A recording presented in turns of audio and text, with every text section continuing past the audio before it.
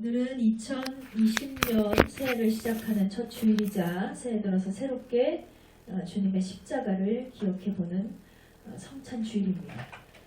여러분 지난 해를 보내고 새로운 한 해를 맞이하셨을 때 여러분은 어떤 마음으로 맞이하셨습니까? 특별히 올해는 2000년에 들어서 인류가 19년의 세월을 보내고 새로운 20년을 다시 시작하는 한 해라고 볼 수 있습니다. 사실 새해가 됐다고 해서 특별히 다를 것도 없어요. 해가 바뀌었다고 해서 특별히 지구에 이변이 있는 것도 아니고 하늘에 획기적인 어떤 변화가 있는 것도 아니고 또 저와 여러분의 일상이 특별히 크게 달라진 것이 없는 동일한 어제와 오늘이라면 사실 새해를 맞이하는 마음이 그닥 우리에게는 특별하게 느껴지지 않을지도 모릅니다. 그래서 저는 아무런 감정 없이 새해를 시작한 누군가들에게 그리고 우리 은혜교회 성도들에게 감히 이 조언의 말씀을 드리고 싶습니다. 여러분의 한 해의 시작만큼은 하나님을 향한 간절한 기도로 시작하시기를 주님의 이름으로 축원합니다. 네. 정말 지금은 우리가 아주 간절히 기도해야 할 때입니다. 하나님의 나라와 또 자기 자신과 가족을 위해서 또 하나님께서 주신 우리 나라를 위해서 어느 때보다도 더 기도가 절실한 때입니다. 이 땅에는 여전히 우리가 알게 모르게 억압과 탄압 속에 눌린 채 신음하는 영혼들이 있습니다. 수많은 연약한 자들이 존재하고요. 그 중에는 삶의 무게에 눌린 그런 자들도 있고 또 궁핍에 처한 자들도 있고 질병에 갇힌 자들도 있고 슬픔에 매여서 신음하는 그런 사람들도 있습니다. 또 이 땅에는 노동자들이 많죠. 비정규직자들도 많고요. 실업자들은 한 해가 달라지기에 무섭게 더 많아지고 있어요. 우리나라에. 노인의 인구는 급증하고 아이들은 사라지는 실정이고요. 또 한국교회의 실정은 어떻습니까? 점점 한국교회는 거룩함을 상실하고 교회의 사명을 상실한 채 있습니다. 그냥 기업이 되어서 어떤 건물이 되어서 그렇게 자리하고 있어요. 그리고 여전히 이 땅에는 창조주 하나님을 기억하지 못하는, 알지 못하는 불신자들이 너무나 많습니다. 이런 나라와 교회와 민족을 위해서 또 가정을 위해서 그리고 또 나 자신을 위해서 우리가 마음을 다해서 기도하는 한 해를 시작했으면 좋겠습니다. 제가 학창시절에 학업을 마치고 종종 큰 대형 서점을 가서 한참은 한 시를 굉장히 좋아했어요. 감성이 굉장히 풍부한 아이였기 때문에 친구랑 같이 가서 시를 보는 것을 굉장한 낙으로 여겼던 적이 있었습니다. 그래서 저는 굉장히 제가 유명한 작가가 될 줄 알았어요. 나는 문학소녀야. 글을 너무 좋아하고 이 시를 너무 사랑하고 그랬던 때가 있었는데 그때 처음으로 알게 된 시인이 나태주 시인입니다. 이분은 1945년생으로 올해 75세를 맞이한 연로한 시인이십니다. 그런데 이분이 연세가 많지만 소년 못지않은 아주 풍부한 감성이에요. 그리고 그 감성보다 더 풍부한 한 가지가 이분에게 있다면 이분은 크리스천입니다. 하나님의 자녀예요. 주 예수를 주로 고백하는 자입니다. 이분이 한 10여 년 전에 시 한 편을 내신 게 있는데 그때 읽었던 시가 올해 다시 이 말씀을 준비하면서 새 한 해를 맞이하면서 생각이 났어요. 여러분과 함께 나누고 싶은데 제목은 기도입니다. 기도. 내가 외로운 사람이라면 나보다 더 외로운 사람을 생각하게 하옵소서. 내가 추운 사람이라면 나보다 더 추운 사람을 생각하게 하여 주옵소서. 내가 가난한 사람이라면 나보다 더 가난한 사람을 생각하게 하옵소서. 더욱이나 내가 비천한 사람이라면 나보다 더 비천한 사람을 생각하게 하옵소서. 그리하여 때때로 스스로 묻고 스스로 대답하게 하여 주옵소서. 나는 지금 어디에 와 있는가? 나는 지금 어디로 향해 가고 있는가? 나는 지금 무엇을 보고 있는가? 나는 지금 무엇을 꿈꾸고 있는가? 참 좋은 시입니다. 그리고 기억나는 또 한편의 시가 있습니다. 잠들기 전 기도입니다. 하나님, 오늘 하루 잘 살고 죽습니다. 내일 아침 잊지 말고 깨워 주십시오. 그랬어요. 짤막한 이 시 가운데 굉장한 공감과 감격이 있더라고요. 저는 오늘 하루 잘 살았습니다. 그리고 언제 내가 죽을지 모르는데 마치 죽은 자와 같이 잠자리에 들어요. 그런데 하나님께 부탁이 있다면 나를 좀 깨워달라는 거예요. 하나님이 잊어버리시고 나의 생명을 흔들어 깨워주시지 않으면, 내가 잠들어 있는 이 순간을 깨워주시지 않으면 내일의 하루를 나는 볼 수 없다는 거죠. 그냥 죽은 자가 되기 때문에. 여러분, 우리에게 이 하루가 너무나 소중한 이유는요, 오늘도 잊지 않고 우리를 흔들어 깨우시고 살리신 하나님의 은혜 때문임을 기억하시기 바랍니다. 그 은혜를 날마다 기억하는 저와 여러분이 된다면 절대로 우리는 한 해를 망칠 수가 없어요. 날마다 감사하고 날마다 나보다 못한 사람들을 생각하고 그래도 내가 참 괜찮은 인생을 살고 있다고 스스로를 위로하지 않겠습니까?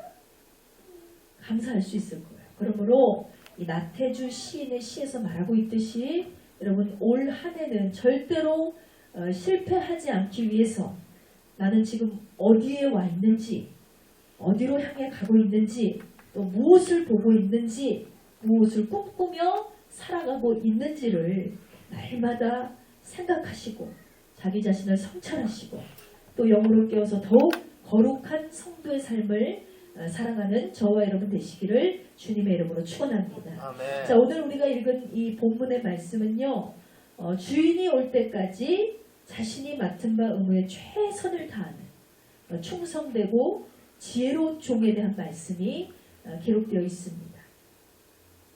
여기에 등장하는 종은 누굴까요? 여기에 등장하는 종을 누구로 비유하고 있을까요? 바로 하나님을 믿는 성도들입니다. 예수님의 다시 오심을 기다리는 하나님의 자녀들입니다. 바로 저와 여러분이죠. 여러분, 성도는요, 이 땅에 주님이 다시 오실 때까지 우리가 어떻게 살아야 하느냐? 자신이 맡은 바 사명에 대해서, 의무에 대해서 최선을 다하는 그렇게 지혜롭고 충성된 자녀의 삶을 살아야 될 줄 믿습니다. 여기에 등장하는 종이 바로 저와 여러분이라고 그랬어요. 이렇게 충성된 종이 되기 위해서는 우리의 신앙생활이 너무나 중요해요. 그렇다면 신앙생활을 하면서 가장 중요하게 생각해야 될 것이 뭐냐? 저는 이 문제를 목사의 입장에서가 아닌 성도의 입장에서 한번 생각을 해봤습니다. 우리 신앙생활에서 너무나 중요한 것이 무엇이냐? 사실 목자의 그 입장에서 얘기하자면 절대로 주일 예배 빠지지 마세요. 예배 충성을 다하세요. 봉사하지 마세요. 예배를 잘 드리셔야죠. 더 열심히 하실 수 없으세요? 이렇게 말할 수 있어요. 지금까지 한국교회는 계속해서 그렇게 주입식 교육을 해왔죠. 모든 성도들에게 그렇게 하세요, 저렇게 하세요 명령이었습니다. 사실은 목사님의 입장. 근데 저는 한번 성도의 입장에서 생각해 봤으면 좋겠다는 생각이 들었어요. 물론 신앙생활에 있어서 우리에게 중요한 것들은 너무나 많습니다. 그런데 그 중에서도 최우선돼야 할 것이 무엇이냐? 나는 지금 어떤 목자를 만나 어떤 말씀을 듣고 있느냐? 이것이 매우 중요한 문제라는 생각이 들었습니다. 사실 양은 어떻습니까? 양은 목자만 철석같이 믿고 따르는 자들입니다. 양이에요. 양의 입장에서는 사실 그렇기 때문에 이거만큼 중요한 문제가 없어요. 내가 어떤 목자를 만나서 어떤 말씀을 듣고 있느냐. 목사는 성도를 인도하는 목자입니다. 양은 목자가 인도하는 그대로 따라갑니다. 그래서 어떤 목자를 만나 어떤 말씀을 듣느냐에 따라서 내가 영적인 성도가 될 수도 있고 육적인 성도가 될 수도 있다는 거예요. 또 어떤 목자를 만나서 어떤 말씀을 듣느냐에 따라 죽은 영혼이 다시 살아날 수도 있고 살았던 영혼이 나도 모르게 죽을 수도 있다는 것입니다. 어떤 목자를 만나 어떤 말씀을 듣느냐에 따라 성도는 하늘의 소망을 품며 살 수도 있고 이 땅에 집착하며 살기도 한다는 것입니다. 한마디로 성도의 죽고 사는 문제는 누구에게 달렸는가? 여기에 달렸죠. 목자에게 달렸고 말씀에 달렸습니다.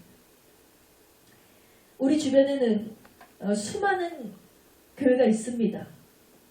제가 20대 때 처음으로 비행기를 타봤는데 비행기를 타면서 느꼈던 건 딱 하나예요. 인천공항에서 출발을 하는데 너무나 떨리는 마음으로 그 창문에 하늘 아래를 내려다봤습니다.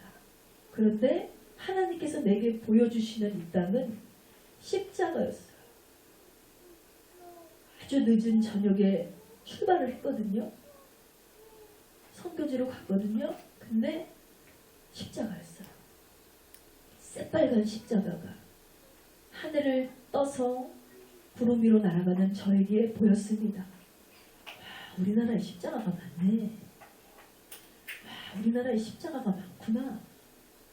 과연 어느 나라에 이런 빨간 십자가가 하늘을 날았을 때 보일 수 있을까? 하나님께서 이 작은 땅덩어리에 주신 은혜가 있다면 그래도 한국교회에 크고 작은 교회들이 너무나 많다는 것. 예수님의 보혈의 십자가가 이 땅을 지키고 있다는 것. 거기에 저는 큰 감동을 받은 기억이 있습니다. 첫 비행기를 탔습니다. 우리 주변에는 이렇게 많은 교회가 있습니다. 한국 교회에는 많은 교회들이 있습니다. 수많은 목회자들이 있습니다. 성도라면 누구나 좋은 목자를 만나기 원하고 그들로부터 은혜로운 말씀을 듣기를 원해요. 당연한 일이죠. 근데 문제는요. 내가 만난 목자, 지금 나를 인도하고 있는 목자 반드시 좋은 목자라고 장담할 수만은 없다는 거예요. 그들 중에는 분명 좋은 목자도 있고 성경에 기록된 대로 못된 목자도 있기 때문입니다. 근데 요즘 성도들은요. 자기 교회 자기 목사님만 따라서 살지도 않아요. 지금은 말씀의 홍수의 시대이기 때문에 문화가 아주 많이 달라졌기 때문에 우리는 유튜브를 통해서도 얼마든지 다른 목사님들의 말씀을 들을 수 있습니다. 신앙서적을 통해서도 어떤 목자의 가르침을 받을 수 있습니다. 또 기도원이나 또 선교단체나 다양한 곳에서 우리는 말씀의 지도자를 만나게 됩니다. 각종 매체와 전파를 통해서 하나님의 말씀을 선포하고 가르치는 목자들의 메시지를 우리는 얼마든지 듣고 살아갈 수 있다는 거예요. 근데 그러다가 이단의 미혹에 빠져서 잘못된 가르침에 자신의 영혼을 팔아 넘기기도 하는 아주 큰 불상사가 생기기도 합니다. 그런데 여러분은 그 목자를 무엇을 보고 선택을 하십니까? 그 목자의 무엇을 보고? 대형교회의 유명세 때문에? 아니면 목사님의 학력 때문에? 아니면 빼어난 위모 때문에? 제가 예전에 어느 응암동에 있는 어느 교회를 갔는데 그 교회에서 말씀을 증거를 갔는데 그 교회를 딱 들어가는 입구에 보고 깜짝 놀랐어요. 교회 벽면에 교회를 들어가는 입구 벽면에 뭐가 기록되어 있냐면 보통은 주기도문, 하나님 말씀 이런 거거든요. 목사님의 학력이 쫙 거기다가 그냥 새겨놨어요. 주문 인쇄를 쫙 한 거예요. 들어오는 입구에 매번 성도들은 목사님의 학력, 경력, 이 화려한 우리 목사님 이런 걸 보고 들어오는 거예요. 말씀이 아니라 하나님이 아니라 이거 뭐 여기 교회는 뭐 목사님이 주님이셨네 이런 생각이 들었어요.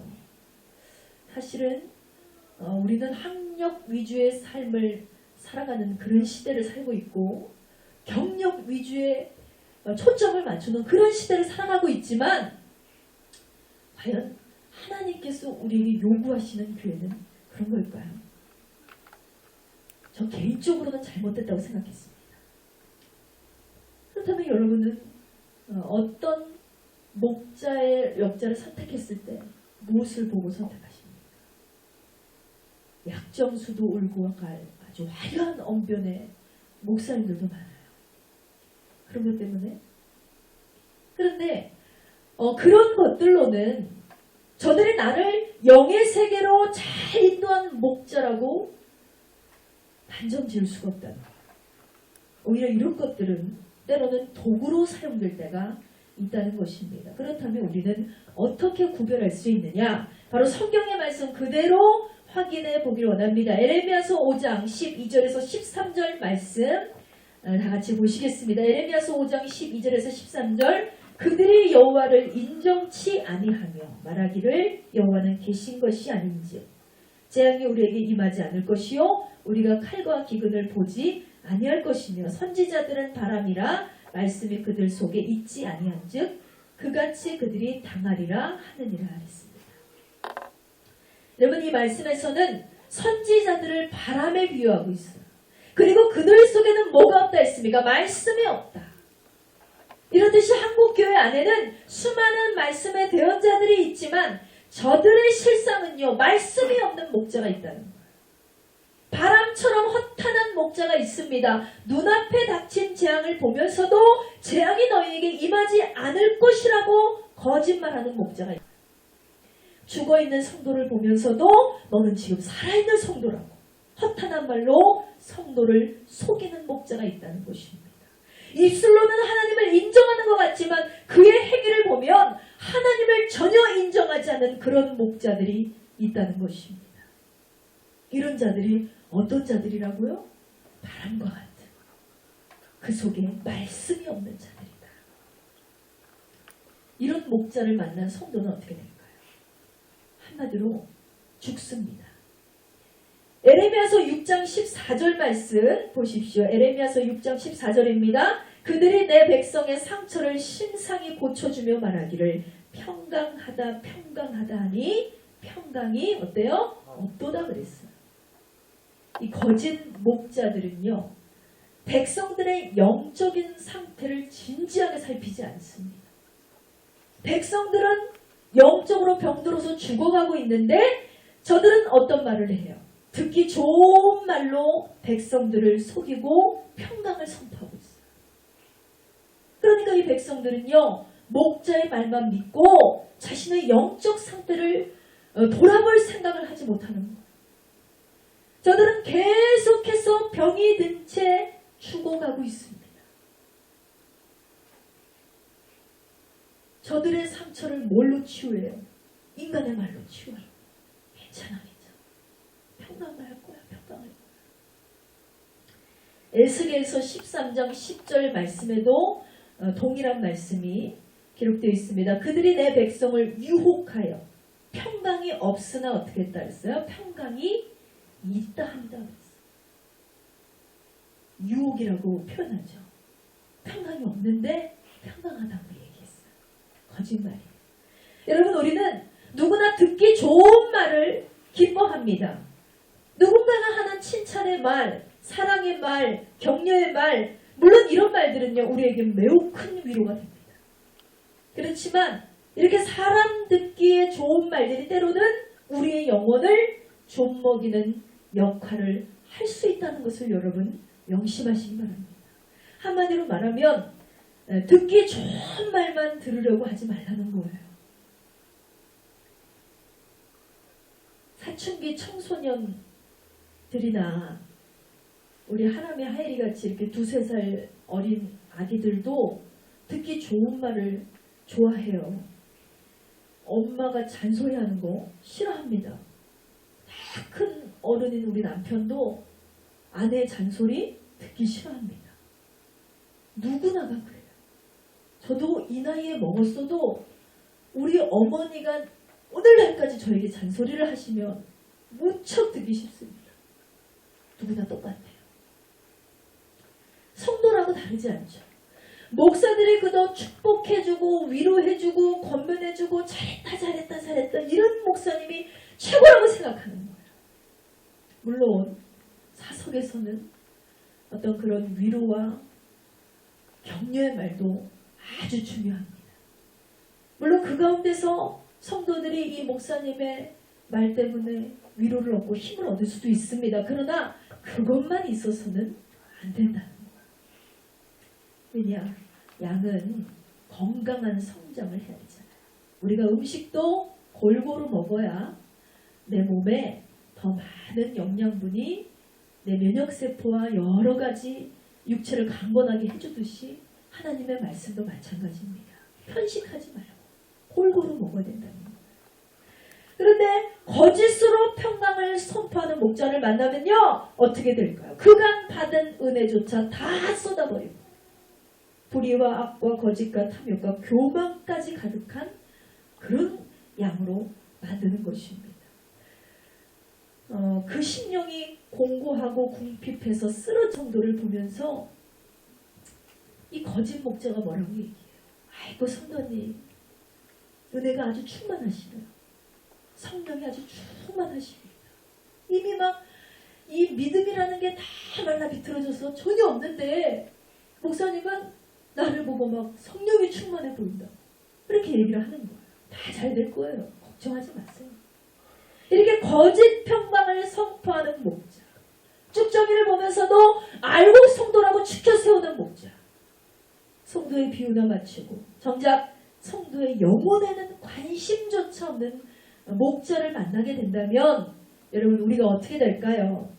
죽습니다. 죽을 수밖에 없습니다. 내 영이 죽을 수밖에 없습니다. 내 육은 살아도 영은 죽을 수밖에 없다는 거예요. 사랑하는 성도 여러분, 내 영혼이 죽고 사는 문제보다 더 시급한 것은 없습니다. 믿지 않는 영혼을 전도하는 일도 중요합니다. 어려운 성도를 위해서 우리가 나누고 베푸는 삶을 살아가는 것도 매우 중요합니다. 이것은 교회 안에서 절대로 없어서는 안 될, 반드시 행해야 될 선한 행위라는 거예요. 그러나 그거보다 더 중요한 것이 있다면 성도 한 사람의 영혼이 죽어버리면 그거보다 더 비참한 것은 없다는 거예요.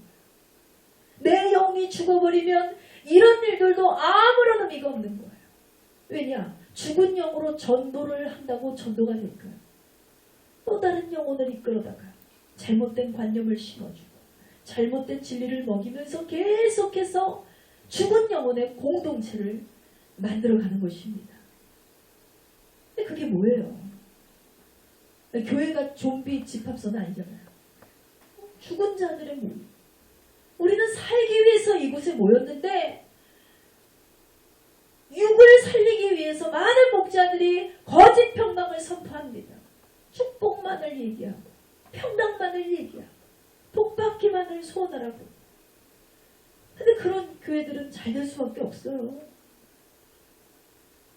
영혼을 살리는 메시지는 사실 무겁습니다. 답답합니다. 어렵습니다. 들으면 뭔가 찝찝해요. 내가 참 불편해져야 될 것 같고 더 예수에게 빠져 살아야 될 것 같고 듣고 싶지 않은 것이 성도들이고 말하고 싶지 않은 것이 어쩌면 목자들인지도 모르겠습니다. 그런데 우리가 한 가지 기억해야 할 것은 내 영이 살아야 끝까지 예수님을 볼 수 있는 그 믿음으로 갈 수가 있고요. 내 영이 살아야 전도도 할 수 있고요. 내 영이 살아야 주님을 만나는 기쁨도 체험할 수 있고요. 내 영이 살아야 여러분이 소원하는 문제에 대한 응답도 받을 수가 있습니다. 내 영이 살아야 다른 영혼도 살릴 수가 있습니다. 다 같이 따라 선포하시겠습니다. 내 영이 살아야 내 영이 살아야 미혹받지 않고 실패하지 않고 믿음 안에서 영생을 얻을 수 있다. 할렐루야. 여러분, 내 영이 살아야 한다. 나부터 살자. 여러분, 결단하시기 바랍니다. 자, 에레미야서 50장 6절 말씀을 다 같이 보시겠습니다. 에레미야서 50장 6절에 내 백성은 잃어버린 양떼로다. 그 목자들이 그들을 곁길로 가게 하여 산으로 돌이키게 하였으므로 그들이 산에서 작은 산으로 돌아다니며 쉴 곳을 잃었도다 그랬습니다. 자, 말씀에서 에레미야 선지자는요, 하나님의 백성들을 누구로 비유하고 있습니까? 잃어버린 양떼로 비유하고 있습니다. 그렇다면 하나님의 백성을 곁길로 끌고 간 자들이 도대체 누구입니까? 놀랍게도 목자들이었다. 양떼를 생명 되시는 주님 앞으로 인도해야 할 목자들이요, 도리어 이 양떼를 곁길로 끌고 가고 있어요.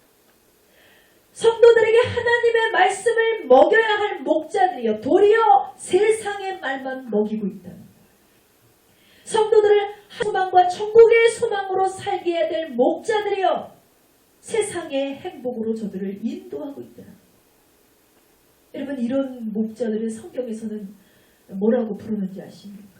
에스겔서 13장 4절 말씀에 기록되어 있습니다. 이스라엘아, 너희 선지자들은 황무지에 있는 누구와 같다? 여우와 같으니라 그랬습니다. 여우 같은 목자가 있다는 거예요. 여우의 특징이 여러분 뭡니까? 간교하고 간사합니다. 그렇다면 하나님 보시기에 어떤 목자가 간교하고 간사할까요? 하나님 중심이 아니라 인간 중심으로 사역하는 목자예요. 이는 성도도 마찬가지예요. 성도 중에서도 여우 같은 성도가 있습니다. 하나님 중심이 아니라 사람 중심으로 보이는 데만 힘쓰는 성도들이 있다. 이들은 겉으로는 하나님을 높이는 것 같지만, 서로를 위하는 것 같지만 결국에는 자기 욕심만 챙기는 겉과 속이 다른 자들이라. 여러분, 우리는요, 서로 주님을 믿는 믿음 안에서 서로가 화목해야 될 자들임을 하나님이 허락해 주셨어요. 아멘. 우리는 화목한 공동체가 되야 될 줄 믿습니다. 아멘. 그렇지만 서로 화목하라는 것은요, 서로의 비유나 맞추고 서로의 눈치나 살피고 그러라고 이 자리를 하나님께서 우리에게 주신 것이 아니라는 거예요. 저와 여러분은 오직 하나님 마음에 합한 주님의 나라를 이루기 위해서 이 자리에 모이게 되었음을 믿으시기 바랍니다. 아멘. 우리는 살면서 좋은 사람들 만나기 원하죠. 좋은 목자를 만나기 원하고, 좋은 배우자를 만나기 원하고, 좋은 친구를 만나기 원하고, 좋은 의사와 좋은 스승을 만나기 우리 모두는 원하고 있습니다. 분명한 것은 어떤 사람을 만나느냐에 따라서 내 인생이 바뀌기 때문에 그렇습니다. 그러나 그 중에서도 영적으로 우리가 좋은 목자를 만나는 것은 그 어떤 만남 중에서도 중요하다는 것을 여러분 잊지 마시기 바랍니다. 아멘. 그래서 저와 여러분의 영혼을 좌우하는 문제이기 때문에 그렇습니다. 그러나 안타깝게도 이 한국교회 성도들은 이 문제를 심각하게 바라보지 않습니다. 지혜로운 성도라면 자신의 형편과 자신의 처지와 영적인 상태를 수시로 깨달아야 됩니다. 깨달으려고 하지 않아요. 그러므로 여러분, 올해는 여러분의 영혼이 죽고 사는 문제에 큰 관심을 두시기 바랍니다. 지금 내 영이 낙심에 빠져있고 실망에 빠져있고 좌절에 빠져있다 할지라도 괜찮습니다. 그 영혼의 소생을 위해서 하나님이 또다시 여러분을 부르고 계시기 때문에 나를 세우신 분은 하나님이세요. 하나님만 바라보시오. 성령 하나님께서 저와 여러분의 연약한 부분을 두루 살피시고 오늘도 우리의 연약한 부분을 다시 세워주시기 위해서 저와 여러분을 부르셨다는 것을 꼭 기억하시기 바랍니다. 그러므로 성경 공부한다고 아무데나 가지 마시고, 믿음의 지체라고 해서 아무나 또 다 흡수하지 마시고, 분별하고 구별하고, 세상에도 돌다리도 두들겨 보고 건너가라는 말이 있잖아요. 괜히 있는 말이 아닙니다. 먼저 여러분의 영이 말씀 안에서 살아나면 영으로 오신, 진리의 영으로 오신 예수님께서 우리에게 깨닫게 하실 거예요. 옳고 그른 것을 깨닫게 하시고, 옳고 그른 목자를 깨닫게 하시고, 옳고 그른 영혼들을 깨닫게 하시고, 옳고 그른 말씀을 분별하게 하실 줄 믿습니다. 네. 그렇게 내 영혼을 굳게 지키는 여러분의 한 해가 되시기를 주의 이름으로 축원드립니다. 네. 자, 우리는 이 한 해를 실패하지 않기 위해서 좋은 목자를 만나 좋은 말씀 듣기를 사모하고 좋은 영적인 지체들과 은혜를 나눕니다. 그렇다면 나는 과연 어떤 성도가 되는가? 성도는 오직 예수 그리스도의 사상을 품고 살아야 될 줄 믿습니다. 진정한 하늘나라의 성도는요, 이 땅이 좋아하는 명예, 어떤 물질, 행복, 권세, 이 땅의 모든 것보다 가장 우선순위가 뭘까요? 예수 그리스도입니다. 그 마음속에 예수님만 모시고 살아가는 자가 되어야 된다는 거예요. 다시 말해서 이 사도 바울과 같은 사상을 품는 저와 여러분이 되어야 될 줄 믿습니다. 제가 참으로 하나님 앞에 하나님께 이 목회자의 길을 가고 싶지 않아서 하나님께 계속해서 도망을 하다가 결국은 하나님의 은혜에 붙잡혀서 처음으로 고백한 말씀이 내가 사나 죽으나 주의 것이로니 내가 살아도 주를 위해 살고 죽어도 주를 위해 죽겠습니다라고 고백을 했어요. 사도 바울의 영을 그때 받은 거예요. 지금은 그때만 못해요. 믿음이. 그때와 같은 열정이 있다면 아마 하나님은 제 인생을 뒤집어 놓으셨을 텐데, 목사도 마찬가지입니다. 믿음이 자꾸 실족되고 넘어지고 쓰러지고 좌절하고 힘들어지고 괴로워지고 그러면서 이걸 때려쳐버릴까 막 이런 생각도 든다니까요. 그런데도 하나님 이 하나님의 길을 가고자 하는 것보다 어쩌면 가지 못하는 것이 더 슬프기 때문에 이 길을 갈 수밖에 없는 거예요. 여러분도 이 사도 바울의 사상을 가지고 오직 예수를 외치는 한 해를 보내셨으면 좋겠습니다. 로마서 14장 6절에서 8절 말씀 보시겠습니다. 로마서 14장 6절에서 8절 말씀에 나를 중히 여기는 자도 주를 위하여 중히 여기고 먹는 자도 주를 위하여 먹으니 이는 하나님께 감사하며 먹지 않는 자도 주를 위하여 먹지 아니하며 하나님께 감사하느니라. 우리 중에 누구든지 자기를 위하여 사는 자가 없고 자기를 위하여 죽는 자가 없도다. 우리가 살아도 주를 위해서 살고 죽어도 주를 위해서 죽나니 그러므로 사나 죽으나 우리가 누구의 것이다? 주의 것이로다 그랬습니다. 여러분, 이것이 바로 예수 그리스도의 사상을 품은 성도입니다. 이런 사람들은요, 자기에게 주어진 하루하루의 삶을 참으로 소중하게 여깁니다. 시간을 헛되이 사용하지도 않습니다. 왜냐? 자기에게 주어진 날들이 자기 것이 아닌 것을 아는 거예요. 나에게 주어진 시간들은 전부 하나님의 것입니다. 그렇기 때문에 하루하루를 오직 주님을 위해서 살고 주를 위해서 어떻게 하면 주님을 기쁘시게 할까? 어떻게 하면 주님을 감동시킬까? 어떻게 하면 내가 주님의 의로운 자녀가 될까? 여기에 몰두하며 사는 거예요.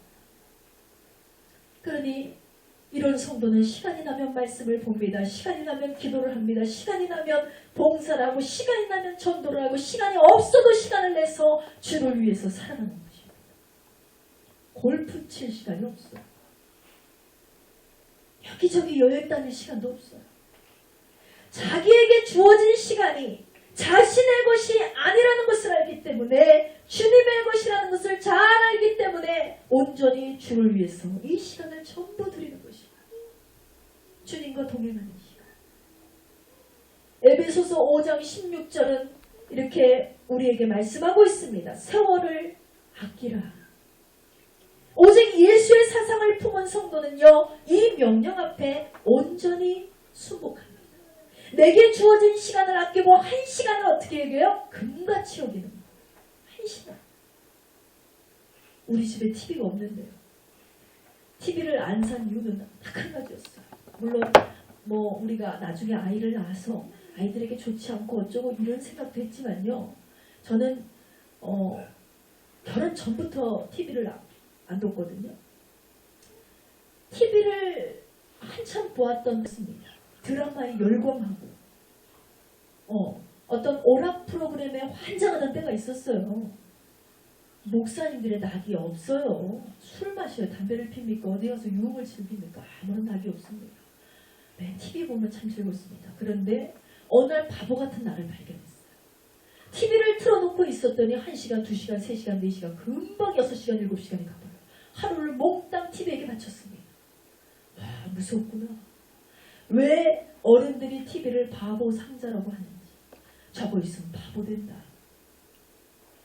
TV 앞에 앉아있는 나의 모습이 무척이나 초라할 정도로 TV에게 온 마음과 정성을 다 바쳐버렸어요. 온 시간을 다 바쳐버렸어요. 그렇게 나의 하루가 가버리더라고요. TV는 무용지물이구나. TV가 내 인생에서 있으면 내 인생 망치겠구나 싶어서 TV를 안 샀어요. 사실은 TV가 엄청 비싸기도 하지만. 여러분, 그렇습니다. 우리는요, 껄핏 잘못하면 나에게 주어진 이 금같은 시간을 주님이 아닌 다른 것에 몽땅 허비해버릴 때가 있다는 거예요. 근데 그 순간에 속습니다. 나도 모르는 사이. 그래서 에베소서 5장 16절을 말씀하잖아요. 세월을 아끼라. 세월을 아껴라. 예수의 사상을 품은 성도라면 세월을 아끼는 삶을 살아가야 될 줄 믿습니다. 절대로 무의미한 시간에 허비할 시간이 없다는 것. 먹는 것도 주님을 위해서, 사는 것도 주님을 위해서, 죽는 것도 주님을 위해서, 아낌없이 주를 위해서 그 중심과 그 초점을 맞추는 삶을 저와 여러분은 살아내야 될 줄 믿습니다. 사도행전 20장 23절에서 24절은 말씀하고 있습니다. 오직 성령이 각 성에서 내게 증거하여 결박과 환난이 나를 기다린다 하시나 나의 달려갈 길과 주 예수께 받은 사명 곧 하나님의 은혜의 복음을 증거하는 일을 마치려 하면은 나의 생명을 조금도 귀한 것으로 여기지 아니하노라 그랬습니다. 보세요, 여러분. 사도 바울은 하나님의 복음을 증거하는 사명을 다하기 위해서라면 자신의 생명을 조금도 귀한 것으로 여기지 않겠다고 고백하고 있습니다. 사실 이게 쉬운 고백은 아니잖아요. 여러분, 생명이 중요합니까? 복음 전파가 중요합니까? 여러분에게 어떤 게 중요합니까? 모든 사람은요, 당연히 그래도 생명이 중요하죠. 조금 더 머리 쓰는 사람은 이렇게 얘기합니다. 그래도 내가 살아야지 복음을 증거할 수 있잖아요. 내가 죽으면 어떻게 복음을 증거합니까? 머리를 쓰는 거예요. 그런데 오직 예수의 사상을 지닌 사람에게는 자신의 생명보다 복음을 증거하는 일이 더 중요합니다. 살아있는 자체, 숨쉬는 그 자체가 자신을 위한 것이 아니라 복음을 위해서 숨을 쉬고 살아있는 것입니다. 그래서 먹어도 주를 위해 먹고 잠을 자도 주를 위해 자고 숨쉬는 것도 주님의 영광을 위해서 모든 삶이 주님의 영광을 위해서 움직일 수 있다고 선포하고 있는 것이에요. 그런 자가 사도 바울이었어요. 하나님께서 이런 사도 바울을 너무나 귀히 여기셔서 물론 그에게도 수많은 핍박과 어려움과 고난이 있었지만 영적인 좋은 동역자들을 많이 붙여주셨습니다. 그 중에 한 사람이 옥감 장사 루디아입니다. 이 사도 바울과 루디아의 만남은 너무나 큰 저에게는 감격이었어요. 사실 당시 시대에는 여인들은 아주 개만도 못한 취급을 받았기 때문에 천대받는 여인들이 주의 복음 전하는 사도 바울의 동역자가 됐다. 이것만으로도 대단한 여자거든요. 그래서 저는 언젠가 그런 생각을 했어요. 우리 남편하고 이 사도 루디아의 만남을 통한 하나님의 역사를 어떤 뮤지컬로 한 작품을 좀 내고 싶다는 생각을 잠깐 해본 적이 있었습니다.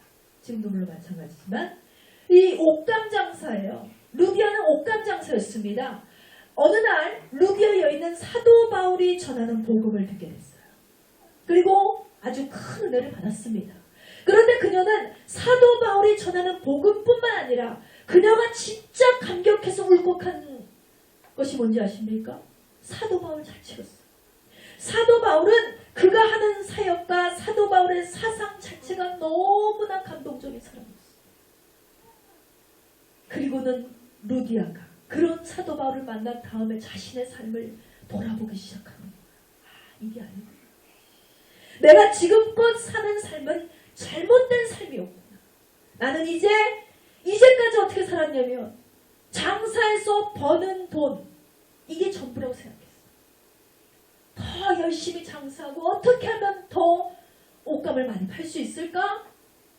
어떻게 하면 더 많이 돈을 벌 수 있을까? 이것이 그녀의 초점이었고 이것이 최고의 삶인 줄 알고 살았다는 것입니다. 그런데 그녀가 만난 사도 바울은 하나님을 위해 살아도 주를 위해, 죽어도 주를 위해, 먹어도 주를 위해, 숨쉬어도 주를 위해, 잠을 자는 것도 주를 위해, 하나님을 위해, 복음을 위해 사도 바울처럼 자신의 모든 것을 몽땅 바친 목자가 있다는 사실을 알고 그녀는 충격을 받았어요. 아주 신선한 충격이었어요. 그리고는 이 옷감 장사 루디아가 결단을 했어요. 내가 가야 하는 길도 이런 길이구나. 내가 예수를 믿는다면 이렇게 믿어야 되는구나. 다 깨닫게 된 거예요. 물론 그녀는 사도 바울의 입술을 통해서 말씀하는 성령의 메시지를 들었습니다. 그 복음은 생명의 복음이요, 살리는 복음이요, 영원한 천국을 향한 복음이었습니다. 그러나 그것만이 이 여인의 삶을 돌아보게 한 것이 아니었다는 거예요. 나를 인도하는 목자, 그 복음을 증거하는 자가 사도 바울이었기 때문에, 사도 바울의 삶을 보았기 때문에 그녀는 그 말씀에 더 큰 감동을 받을 수밖에 없었다는 것입니다. 한마디로 뭐예요? 본이 되는 거예요. 그 본이 된 삶으로 인해서 루디아가 자신의 삶을 돌아보게 하고 회개하고 깨닫고 다시 살게 하는 계기가 되었다는 것입니다.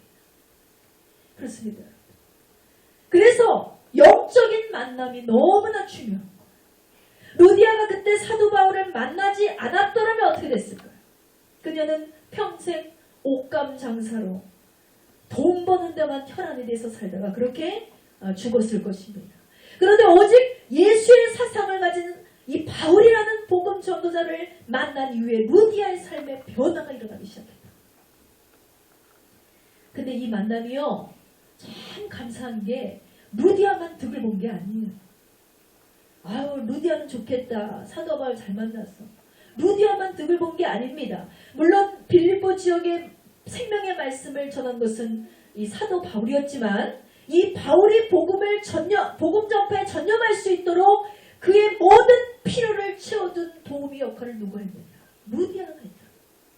루디아가요, 옷감을 열심히 팔아다가 지금까지는 돈 번 것을 다 자기의 유익을 위해서 꽁꽁 싸매고 다 모았거든요.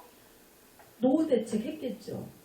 근데 루디아가 사도 바울을 만난 이후로는 사도 바울이 더 이상은 먹는 것, 자는 것, 쓰는 것 거기에 염려하지 않도록 주일만 할 수 있도록 자기가 옷감을 팔아다가 번 돈으로 다 주의 사역을 도왔다는 거예요. 이것이 바로 뭡니까? 같은 사상을 가진 목자와 성도를 통해서 빌립보 성도들 전체가 구원을 받을 수 있는 놀라운 역사를 한다. 한 사람은 복음을 증거, 한 사람은 복음을 증거하는 전파자가 아무 일도 염려하지 않는다. 합의일치됐어. 이랬기 때문에 빌립보 지역에 교회가 세워지고 복음이 증거돼요. 하나님이 알려지고 예수의 생명이 전해지고 누구들이 그 복음을 전해 듣고 생명의 길로 나아갈 수 있었다. 사랑하는 성도 여러분, 이렇듯 올 한 해 저와 여러분이 가진 심장이, 이 마음이요, 오직 예수의 사상으로 변화되게 되기를 주의 이름으로 축원드립니다. 예수의 사상을 가진 목자와 성도가 만난 교회는 잘 될 수밖에 없습니다. 그 지역을 변화시킵니다. 나라를 변화시키고 세계를 변화시킬 수 있는 거예요. 이것이 바로 저와 여러분의 만남의 축복 안에서 이루어지게 되기를 소망합니다. 또 우리가 나아가야 될 이 한 해의 방향을 알려주시는 말씀 한 장 보겠습니다. 야고보서 5장 7절입니다. 그러므로 형제들아 주의 강림하시기까지 길이 참으라. 보라 농부가 땅에서 나는 귀한 열매를 바라고 길이 참아 이른 비와 늦은 비를 기다리나니 그랬습니다. 여러분 우리가 참 못하는 것이 있다면 참고 기다리는 거예요.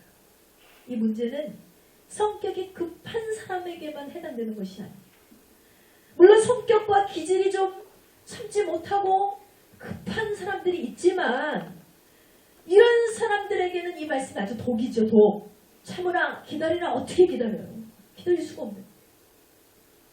근데 제가 보기에는 이런 기질의 사람들뿐만 아니라 모든 그리스도인들의 가장 최대의 위기가 바로 이것이 아닌가 생각이 듭니다. 우리가 공중 화장실만 가도요. 특히나 여자 화장실은 항상 많습니다. 저도 같은 여자지만 도대체 여자들이 화장실 극한에서 뭘 하는지 모르겠어요. 왜 이렇게 오래 걸리는지.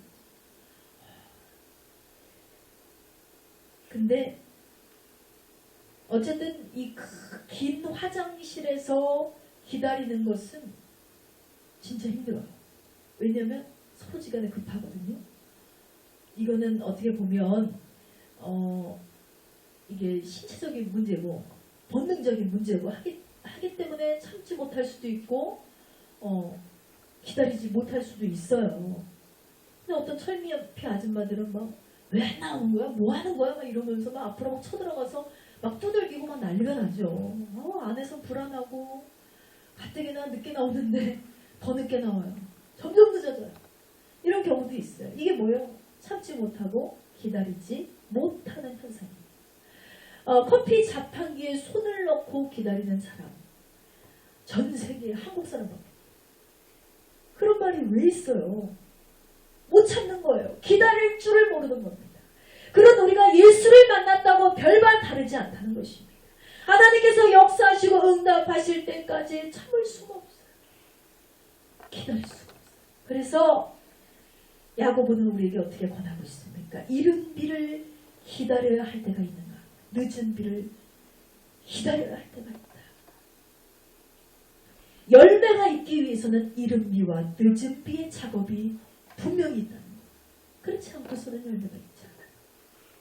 이 늦은 비와 이른 비는 무엇을 의미합니까? 단순히 성도가 어떤 문제를 놓고 소원을 놓고 참고 기다리고 인내하는 것을 넘어서 이른 비는 예수님의 복음입니다. 이 복음은 우리를 구속하였고 은혜를 처음 맛보게 한 첫사랑의 복음이에요. 우리 모두는 그 은혜를 이미 만난 자들이에요. 저와 여러분. 만났기 때문에 우리가 교회 와서 예배드리죠. 예수를 주라 신앙. 그렇다면 늦은 비는 무엇이냐? 재림하실 예수님의 복음입니다.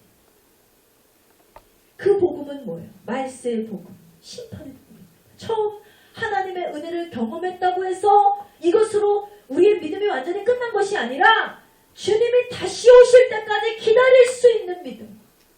이 믿음이 바로 저와 여러분에게 필요하다는 것입니다. 누구들은 이른 비는 맞았지만 주의 재림하실 주님을 기다리는 늦은 비를 못하고 떠나는 자들이 있어요. 구원을 완성할 수 없습니다. 우리가 살고 있는 시대는 주의 재림과 하나님의 심판이 임박한 시대입니다. 그런데 여전히 많은 목자들이 초림 예수님의 복음만 전하고 있어요. 우리를 구원해 준 예수님, 우리에게 사랑을 준 예수님, 우리의 생명을 주신 예수님, 우리를 치료하신 예수님, 여기만 초점을 맞추고 이것만 계속해서 성도들에게 여전히 이미 이른 비를 맞은 성도들에게 여전히 이른 비만 공급하고 있다는 것입니다. 이 말씀만 들어서는 절대로 온전한 성도가 될 수 없습니다. 역대상 16장 33절은 이렇게 선포합니다. 그리할 때 산림의 나무들이 여호와 앞에 즐거이 노래하니 주께서 땅을 심판으로 오실 것임이라 그랬습니다. 이 메시지를 전하지 않잖아요. 성경은 분명히 말씀하고 있습니다. 땅 위에 심판이 올 것이다. 누가? 주님께서 이 땅을 심판으로 오실 것이다. 그렇다면 임박한 심판을 피하기 위해서는 우리가 어떻게 돼요? 죄를 깨닫고 회개하는 마음으로 살아야 될 줄 믿습니다. 그러려면 우리는 늘 심판의 말씀, 회개의 말씀 들어야 됩니다. 언제까지 우리가 축복의 말씀, 기적의 말씀, 위로의 말씀, 이른 비만 맞아서는 안 된다는 거예요. 열매가 있지 않습니다. 그러므로 여러분 올 한 해는 말씀을 골고루 묵상하시고 저와 여러분 말씀을 절대로 편식하지 마시고 골고루 묵상하는 저와 여러분 되시기를 축원합니다. 살기 위해서요. 내가 참된 성도가 되기 위해서, 살기 위해서, 심판을 피하기 위해서, 열매를 거두기 위해서 반드시 늦은 비와 이른 비를 참고 기다리는 여러분 되시길 바랍니다. 마태복음 20장 40절에서 41절은 우리에게 마지막을 이렇게 말하고 있어요. 그때 두 사람이 밭에 있음에 하나는 데려감을 당하고 하나는 버려둠을 당할 것이요. 두 여자가 매를 갈고 있음에 하나는 데려감을 당하고 하나는 버려둠을 당할 것이다. 여러분, 이것이 교회에 대한 하나님의 심판이고 성도를 향한 하나님의 심판입니다. 한 교회에서 믿음 생활을 똑같이 하고 있는데요. 한 사람은 데려감을 당하고 한 사람은 그냥 내버려둠을 당한다는 거예요. 이 내버려둠을 당한 사람은 뭐예요 도대체? 왜 내버려둠을 당했을까요? 분명히 교회에 같이 나왔는데, 분명히 믿음 생활을 같이 했는데, 이 버려둠을 당한 성도는 하나님의 심판을 기다립니다. 그러므로 오늘 말씀, 여러분 오늘 말씀 다시 보세요. 마태복음 24장 45절 46절입니다. 충성되고 지혜 있는 종이 되어 주인에게 그 집 사람들을 맡아 때를 따라 양식을 나눠줄 자가 누구뇨? 주인이 올 때 그 종이 이렇게 하는 것을 보면 그 종이 복이 있으리로다 그랬습니다. 이와 같이 충성되고 지혜 있는 종이 바로 저와 여러분 되시기를 주의 이름으로 축원드립니다. 자, 말씀의 결론 맺겨납니다. 사랑하는 성도 여러분, 올해도 2020년이라는 한 해를 허락하신 하나님 앞에 여러분은 어떤 믿음을 드리는 한 해가 되시기 원합니까? 내가 어떤 성도가 되기 원합니까? 가장 중요한 시작점인 지금 2020년 1월이잖아요. 이 1월의 시작을 좋은 믿음의 사람들, 영의 말씀을 들으면서 시작하시기 바랍니다. 그리고 그 말씀이 함께함으로 누군가에게 본이 되는 성도가 되시기를 원합니다. 그렇게 착하고 충성된 종이 되어서 주님이 이 땅에 다시 오셨을 때 버려둠을 당하는 성도가 아니라 데려감을 당하는, 주님과 함께 구름 타고 저 천국 가서 영생 복락을 누리는 저와 여러분 되시기를 주님의 이름으로 축원드립니다. 이 시간 다 같이 기도하기 원합니다. 하나님께 간절히 기도할 때 하나님, 오늘도 하나님 주신 메시지로 우리가 생활을 시작합니다. 하나님, 주인이 오실 때 그 종이 하는 것을 보신다 그랬습니다. 그 종이 하는 일을 보시는데 하나님이 기뻐하시는 일을 한 사람들은 복을 주시고 은혜를 주시고 구원의 역사를 이루어 주실 줄 믿습니다. 하나님, 그러므로 우리 주님을 더욱더 신뢰할 수 있는 믿음을 주시고 주님을 더욱더 열망할 수 있는 믿음을 주셔서 가장 중요한 시작을 아름답게 믿음 안에서 이뤄나갈 수 있는 우리 모두가 되게 해달라고 이 시간 주여 삼창하시고 기도하시겠습니다.